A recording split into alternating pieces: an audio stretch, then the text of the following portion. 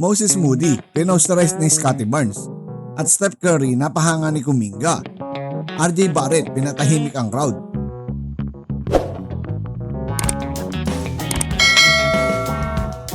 What's up mga idolo? Welcome back sa channel.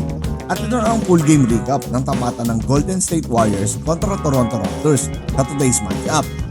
Isang laro na puno ng physicality, momentum swings at high IQ basketball. Let's get into it. Sa opening minutes pa lang, kitang-kita agad ang contrast ng style ng dalawang team. Ang Warriors, consistent sa kanilang identity, ball movement, spacing at patience sa opensa. Hindi minamadali ang tira, hinahanap ang open man. Samantala ang Raptors, agad nag-set ng tono gamit ang physical defense at active hands, which is dun sila kilala. Pinilit nilang gawing uncomfortable ang Warriors shooters, sinasara ang passing lanes at sinasamantala ang transition opportunities.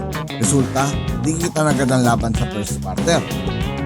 Pagpasok ng second quarter, nagkaroon ng impact ang bench unit ng parehong team. Ang Warriors bench nagdala ng energy.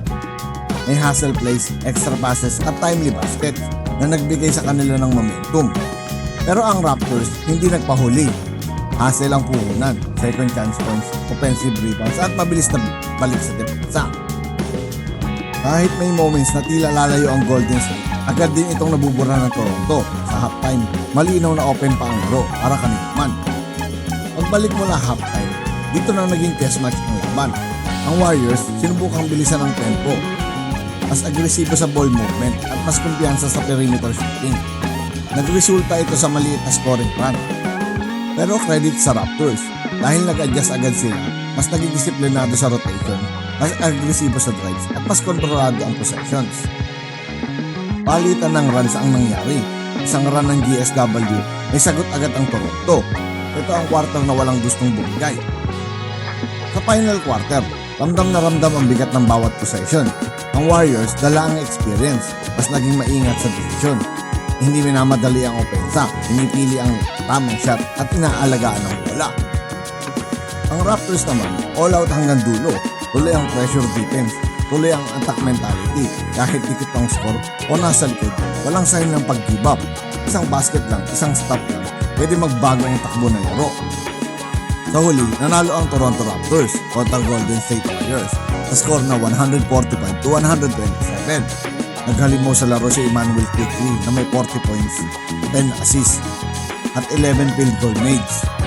Sa kabuuan, pinakita ng Golden State Warriors ang halaga ng chemistry, system basketball at composure, lalo na sa crucial moments. Samantalang ang Toronto Raptors muling nagpakita ng grit, hustle at fighting spirit. Isang team na hindi mo pwedeng maliitin kahit sino ang kalaban. Isang solid na matchup na hindi lang tungkol sa puntos, kundi sa execution, adjustment at mental toughness. Kung fan ka ng tunay na NBA basketball, ganitong klaseng laro ang sulit panoorin.